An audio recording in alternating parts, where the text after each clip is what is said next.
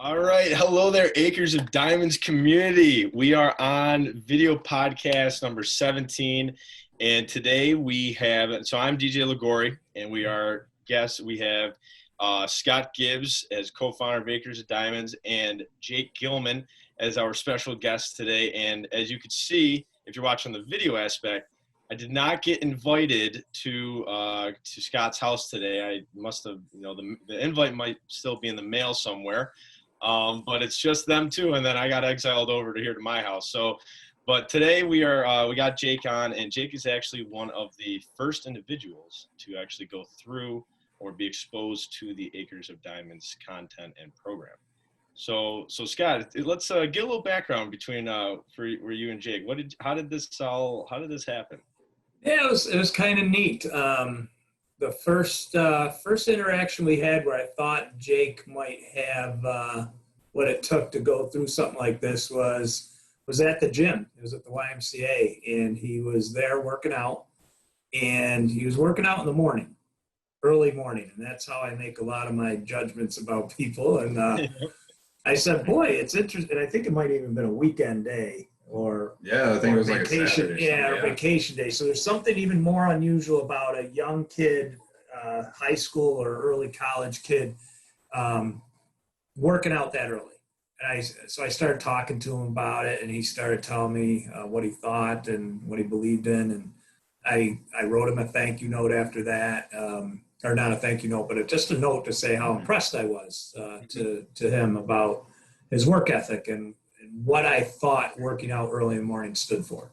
Yep. And it wasn't right away, but a few months after that, he called me and asked me to go to lunch, and we went to lunch, and he started telling me about his plans. And at the time, were you still going to college, or you decided you didn't want to go to college? I dropped out at the time, actually. Yeah, so I wasn't going to college anymore.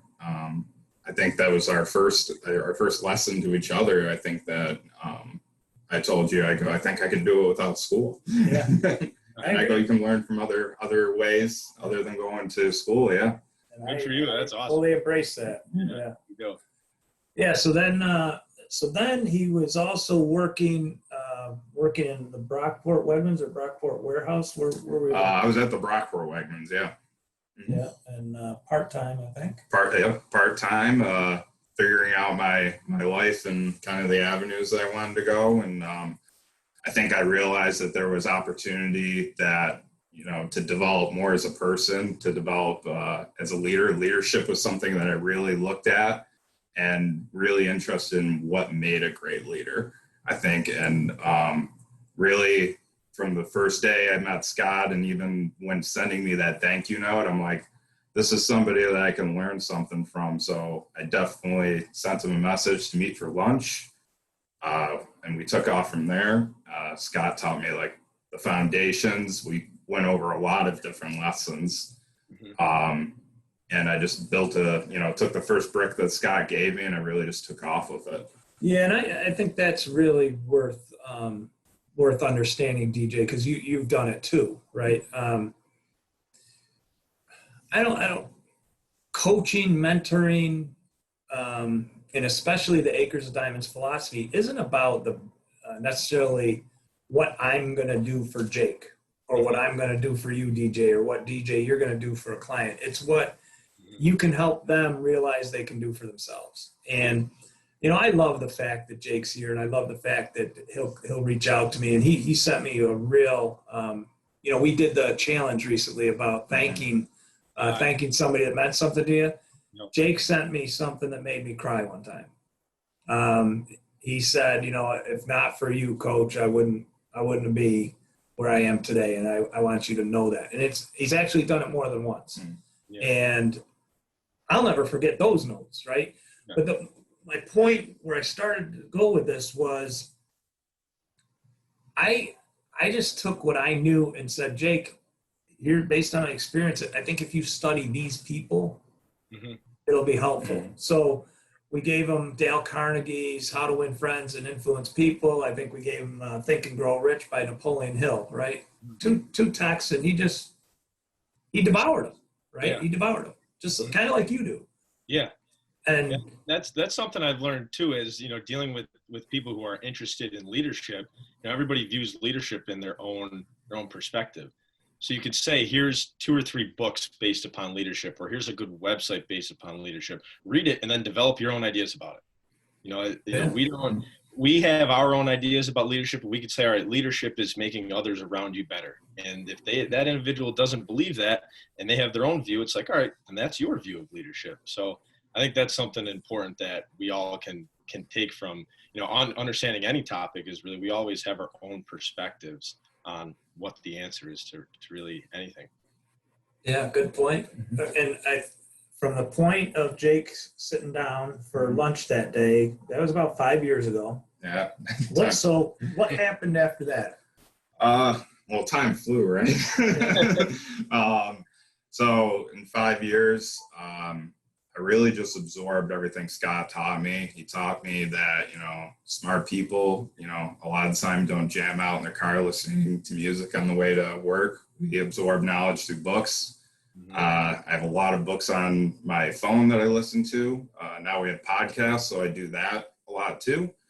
But when I was doing that, it was really just taking those fundamental bricks that Scott was giving me to start building this really solid wall of foundation, of a foundation for leadership, and really just challenging myself every day to take something new on. And like Scott said, it's not like, what are we doing to the team, or what are we doing for the team? It's, how can I help the team around me? How can I make people around me better? Because when you're doing that, that's kind of really where you're shining. And really, I think Scott helped me uncover that, at the core of it, that's kind of where I shine, is helping other people. Mm-hmm. Through that, just challenging people around me, I got noticed. I applied for, a management position from being part-time, which is unheard of. I moved to Virginia. Once I got that position, I was probably one of the youngest team leaders in produce in the Virginia area, which got me, a lot of like, holy cow, when I was going to see the other people in the other stores, there's, holy cow, that really never happens. And really what it was just focusing on the people around me. Mm-hmm. Then I actually, through leadership, you got to learn to work with people that you don't really see eye to eye with, or somebody that's above you, and how you got to really understand them. Mm-hmm. For me, it was a tough challenge. I had to come in every day. How can I make the situation between us better? Why isn't he seeing my view? A lot of it for me was, I think what I did was entrepreneurial in a way. I did things or said things in a way that typically people don't do. And it's not that I was doing it wrong. The results were good, but it was just finding the answer that fit that scenario the best, whether it was the way we would have done it or not. The other thing, so through that,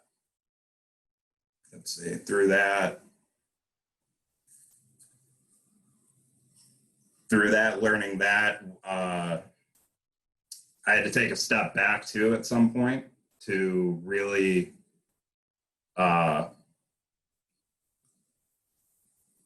to think.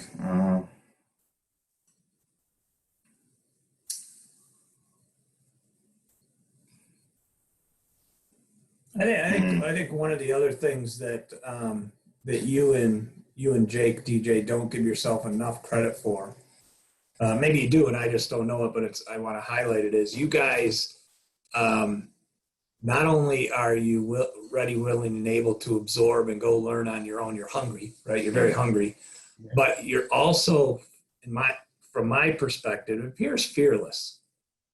And when I say that, I mean, there hasn't been something that we've talked about doing where either of you guys have said, yeah, I'm not going to do that. You've actually said, oh, that's new. All right, I'm going to go do that. Yeah. And I'm sure it's, mm-hmm. I mean, there's plenty of things that you've done, right? Well, yeah, I remember it was a couple months ago when we were talking about fear. And I think we wanted to actually talk about fear, like on one of the videos. And we were kind of discussing something, and you were like, well, what are you afraid of? And I was like, well, I really don't like scary movies that much. And and we were kind of like, all right, would you want to do a 20-minute podcast of scary movies? And I was like, no. I was like, and so we just kind of started talking. And I think fear was, it's kind of like if you're afraid of something that you think about it in a negative way, or there's some alternative way that you're not thinking a joyous way about it.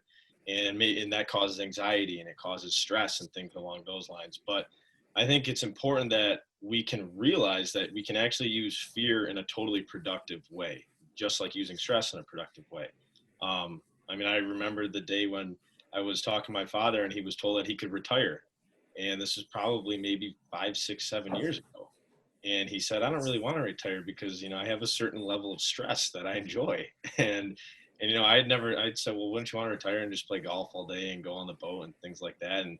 But there's a level of stress, there's a level of uncomfortability that I think we are drawn to, because when we use fear and stress and anxiety, we can use it for improvement. And we can use it for something that bothers us and forces us to grow. You can think about lifting weights. If you can lift 135 pounds 10 times as a bench press, you don't do that every day. You increase so then it's uncomfortable, so then you grow.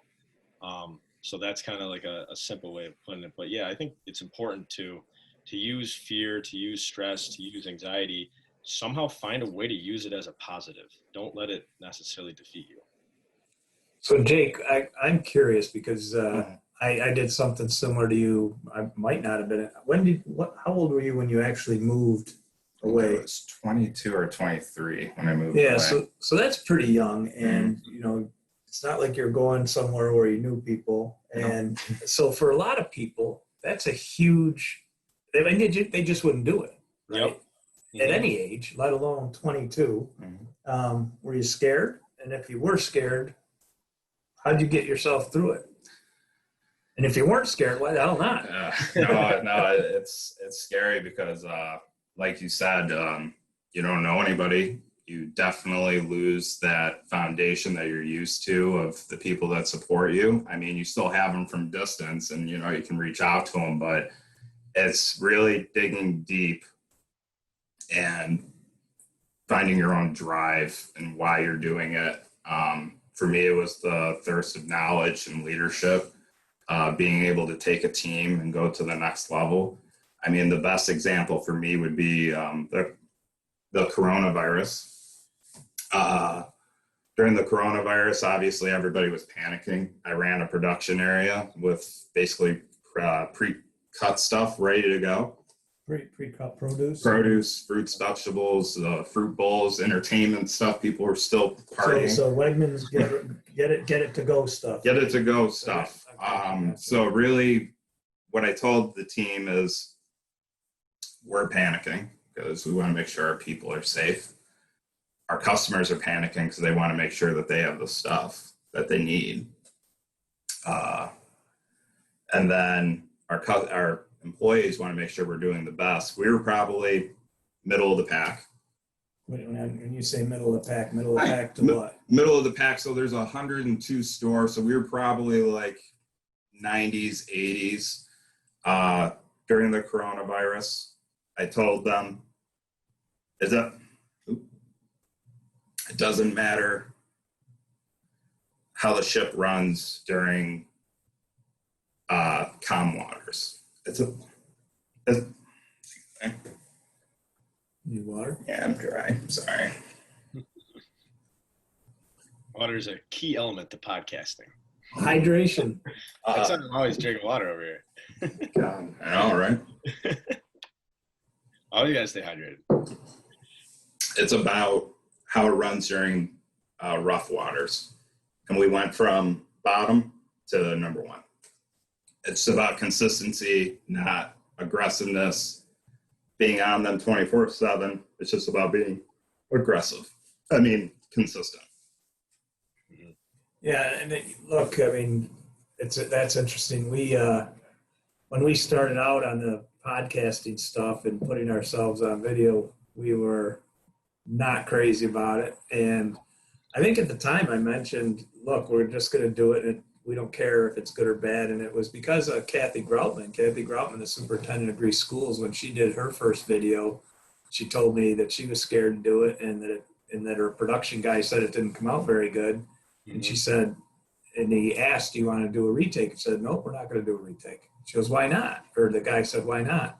And she said, because we're not perfect. We're not going to pretend we're perfect. We're going to keep it the way it is, and we're going to go with it, right? So, you know, I mean, we were scared. Yeah. And we were talking about it the other day, right? We were scared, but oh well, right? You were scared. Your team was scared. Your team was panicking.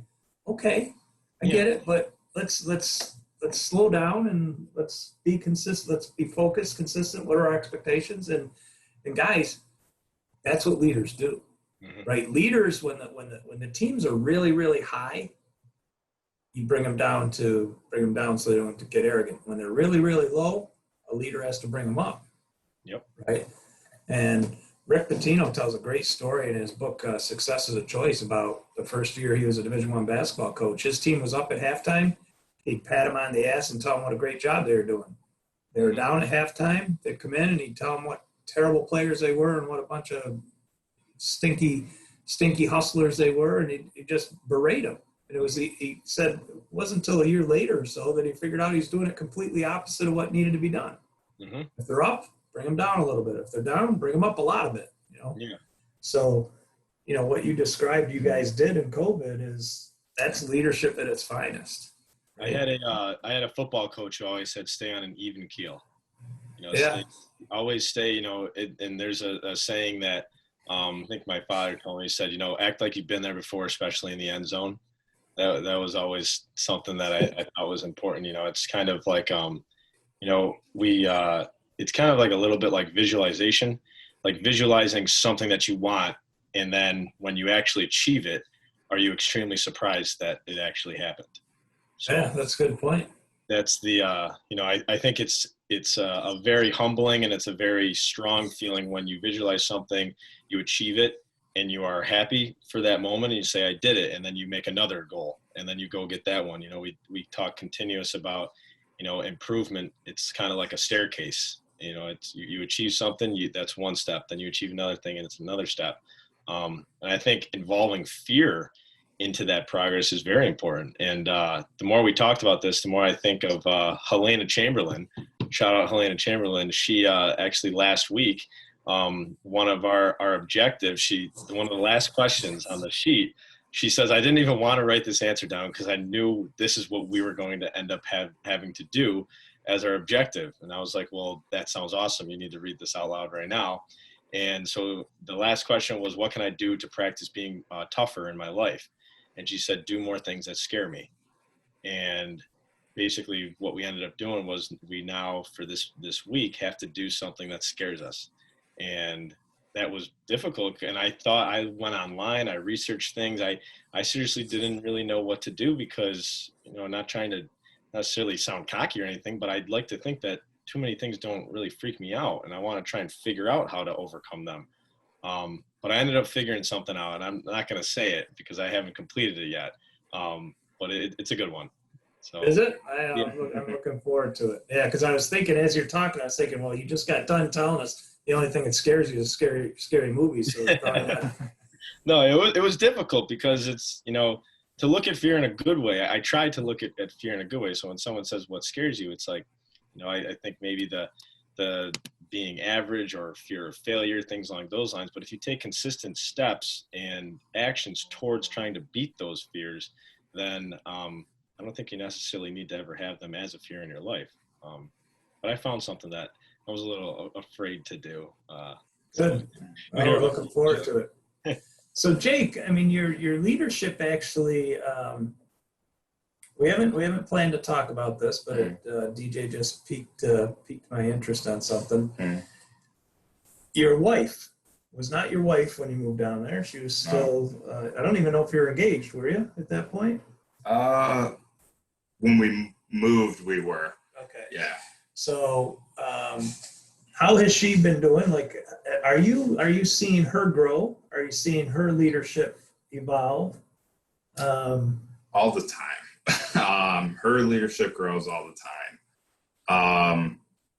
she was a very creative, artistic, out of the norm, like out of the ballpark, different than everybody else with her creativity and her art. We started trying to start a business with her for baking here. She really took off. Everybody loved her stuff. We got her into enterprise, like getting her in front of people in enterprise that isn't actually selling her product is a huge step for her because she's a very shy person, all the way to us moving down and her becoming a manager as well. So, I mean, just that shy person to, I'm not going to talk to anybody, be the quietest in the room, but finding out that that's her skill because she's great at listening, giving the advice, and being that leader doesn't mean you have to be the loudest person in the room. I am so glad you just said that, Jake, because this is something that is very commonly misunderstood because of the way we are conditioned by media and TV and stuff. The best leaders are the best listeners. Mm-hmm. The best salespeople are the best listeners. The best people that influence are the best listeners. So the best listeners excel in many, many areas because they're not taking the air out of the room, right? They're letting people show up the way they want to show up. They're asking great questions so that the other person can talk, the other person can feel valuable, significant, important, heard, felt, seen, significant, right? So there's all these reasons that listening and being a great question asker ends up being an attribute that is rarely talked about in leadership and position of influence. And I think to your point, a lot of women are really, really good listeners, right? And therefore they're going to make some very good leaders once they anybody will, once they remember the kind of the key attributes to leadership. Yeah. So she started at least one business, if not two, right? Isn't she selling seashells? And then she was doing the seashells on the side too. We were walking the beach, like we always do with, coffee in hand. And we would just pick up shells. She was on Instagram, saw a painting she liked or like a design. And she had just said, what if we could put this painting or this design that I think's cool onto this shell? And I was like, why not? I go, it doesn't hurt to try. And she actually did very well, and not currently keeping up with it, but in the beginning, going to other arts festivals, seeing how, asking other people those questions. How do you keep up with the demand if it's just you? How do we get the process better? Is really a piece to show that we were showing her to make it better. And it did well. Yeah. And that was her, our backyard, our acres of diamonds. That's awesome. In the backyard there. That's go ahead, Deej. That's kind of cool with the just picking up the shell. And we've talked about this before, Scott, about how everything starts with just an idea, really. I mean, you walk by and you see a seashell and you say, hey, we could start a business out of this. And I think that's a great example of I was talking to somebody a couple of days ago and I was like, look at that building. And they looked at the building and I said, that was literally just an idea. Then it was drawn on a piece of paper. Then engineers and architects and civil engineers all got together, created that. Then a construction company was hired, and that was built from simply just an idea inside someone's head. And it's kind of like, I think that is the fascinating piece about progress, really. We talk about progress so much. It's, progress is really an idea that you then act upon. You then try to make something, a tangible piece of progress, whatever that may be. So, walking down, in your backyard and picking up a seashell might be something so simple, but at the end, you end up making a business out of it that provides you an income. So, I mean, that's, I think that's a really simple idea that can really be extraordinary. Yeah, right. And there's actually a ton of lessons in what you two have just said. And one is, going going out, starting that business with the seashells and the paintings, right? And doing that, and, you know, and whether or not you keep doing it forever, who knows? But there's a ton, you learned so much just by the questions that you had to ask other people during that process, kind of like DJ and I with, with like we are for Acres of Diamonds. We don't know exactly where this is going to go over the next 20 years, but something else you said that we believe in too. We take consistent, measurable steps every day, right? And you'll get measurable progress over a reasonable time. And you just keep stepping forward. And that was one lesson I heard from you guys. And the other lesson was that everything is created twice, once in our mind and then once in the physical world, right? So that's a fact, right? That's just a fact. And once you start realizing that, you start realizing why you got to have more positive thoughts. Oh yeah. Why you got to visualize what you want instead of what you don't want, because whatever you think of here ends up out there. Yes. And it's just, it's indisputable. Yes. But people don't want to believe it. Yeah. In that process of having an idea and then somehow figuring out how to make the idea actually work, like you said, we end up learning so much that we would have never even realized about actually, what the process is. I remember when we had set up the website and I was like, it'd be cool if they could just click this and an email sent to them. And I was like, I don't know if that's even possible. And then we dug into it and realized, we could set this up and and then we learned about email marketing and things along those lines. So, there's simple little things that I've been told this a lot by Scott, and now I'm starting to tell myself it, if you want something bad enough, you'll figure out how to actually get to it. You'll figure it out. So as neutral as that sounds, it's 100% true. And that's a lot of it though, we said it a lot during that little stint there, is the process. And I feel like, especially me developing people along the way, is everybody has their eye on the goal at the top, but not the process to get there. And if we fall in love with the process more and really dig into the steps to getting there, it just makes the lesson that much better. And it's an easy saying, if it came easy, it goes just as easy. Yeah. Or if it came easy, everybody else would do it, right? Exactly. Well, Jake, thank you very much. What's next? What's next for you? What's next for me, I've been kind of doing this thing here and there.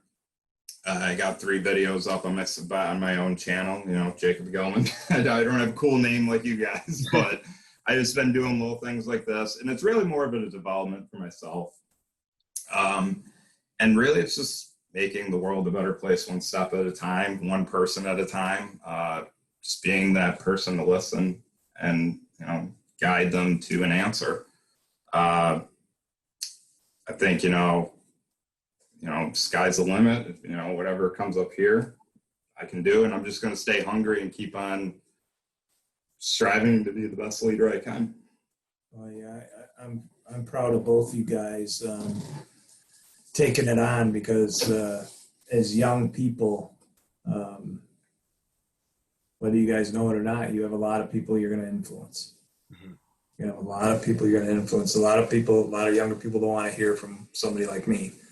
They much prefer to hear from somebody like you two that have taken on the things that are right in front of them right now, right? As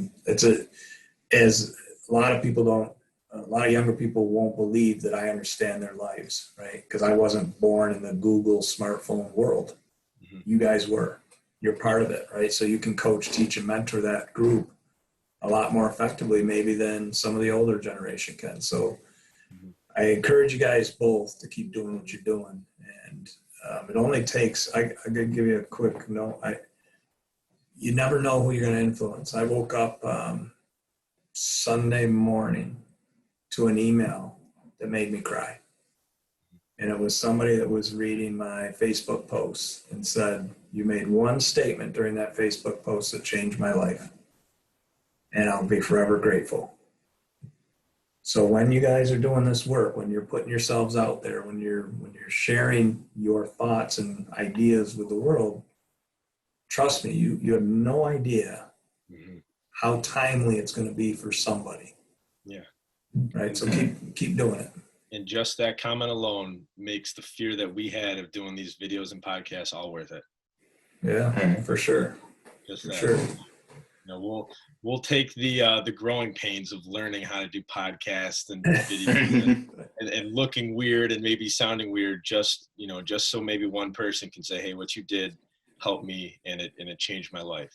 And I'll be scared and fearful for that person. So, yeah, good part. Good. That's a great point. Yeah. Well, thank you, DJ. Thank you, Jake. I really appreciate you making the time for us. Yeah. And, look forward to hearing more about your adventures in the future. Yeah. Awesome. Maybe next time I can come join you guys over there. This is kind of Carrie Marie Lane type. Oh, okay. The North Greece lifestyle. Or well, I'm city life now. That's right. You're a city slicker. I'm a city slicker. All right, Deej. Thank you. Yes, thank you. All right, we'll see you guys. Yeah. Bye.